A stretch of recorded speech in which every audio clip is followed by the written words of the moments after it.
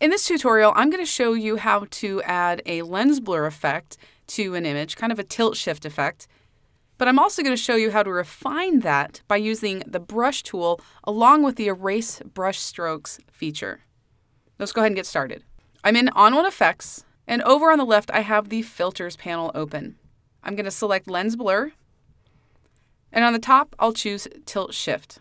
Now, if I hover over the image, you can see that there is a masking bug added to this filter. First, I'm going to hide that panel on the left because this is the only filter that I'm going to apply. So I'll hold that Command or Control key, and then I'll press the left arrow on my keyboard. Now I'm going to hover over the middle part of this bug and edit it so that way it has a little bit more blur in the background and the view is a little bit tighter, kind of on this front little iceberg that's floating right here. Okay, I'm also going to increase the blur amount. And I wonder if I should even rotate it. I'm just going to kind of play around with the blur here a little bit and see what happens. Okay, so this is good. This is a good start. But as you can see, the top part of this iceberg is blurry, and I definitely don't want that to be blurry. I want it to also be in focus to look like the focal plane is right here on the front part. I'm going to kind of rotate that back a little too.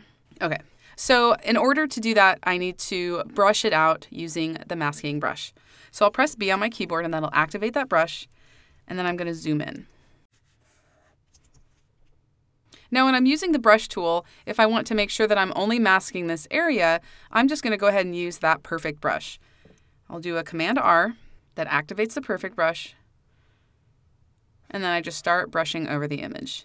And if I want, I can press the O key, and this actually gives me a visual representation of what that mask looks like, so I can kind of see that I'm getting the right spots. So I'm just kind of tapping over some of these tough areas, making sure that that entire iceberg gets in. It's kind of leaking over to the part of the image that I don't want to, that I actually do want to be blurry and I don't want to be in focus. So let me go ahead and press O again so you can see what's happening. It's a little hard to tell. It's kind of a subtle effect. I'm going to undo the perfect brush and just resize my brush a little bit because I want to make sure that I got all of that on the inside. I'm going to zoom in a little bit more so I can get a little bit more detailed here. And I think that's pretty good. Press O again. Now, if you can see, there's a little bit of a mess, a little bit of overflow from my brush over there. And just for demonstration purposes, I'm going to actually brush over the side here. Let's just pretend that I accidentally did that when I was brushing and I didn't catch it. Because I kind of want to demonstrate the purpose of the erase brush strokes feature, which is an awesome feature, and it's applicable when you're working on with gradient masks. So I've done my masking here, and then I look at this and I go, oh, I made this really big mistake, right? Well, your first instinct might be to go, well, let me just swap my brush. I'll hit X, and now I can paint back in, and I'll paint my brush stroke away, right? Okay, well, that's not exactly the best course of action. If I click O, you can see what I mean. Now, it kind of gets kind of funny in the mask mode when you look at this. But let's say I'm like, oh, I really need to get rid of all of this because I made a mistake. You know, what's all this brushstroke thing doing? And let me go over here and fix all this over here too. You know, it's like, wait, but it's not really working. It's looking really funny because this gradient here used to be a really nice gradient, but now it's all just one blob of blur. So if I hit O, you know, it's a little strange. It's kind of hard to tell with this image, but all of this gradient here is now gone. Let me go ahead and keep painting here. If I were to keep painting with the regular paint in mode with the brush tool, I'm pretty much just adding blur across the entire image, right? That doesn't look right. That's not what I want. So, and obviously I went a little overboard for demonstration purposes. Now let's go up to the top. I'm going to click this gear icon and I'm going to select the Erase Brush Strokes feature.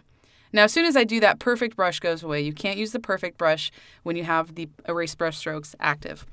So now, if I start brushing over those areas where I use the brush, my gradient is magically coming back. So I'm able to fix all of those brush stroke mistakes just by using that Erase Brush Strokes feature. And I'll go over here and do it on this side. And you can see that gradient is now coming back. This is a really great feature if you use the masking bug, because you don't have to worry about making a mistake with the brush, because you can always go back and fix it with the Erase Brush Strokes feature.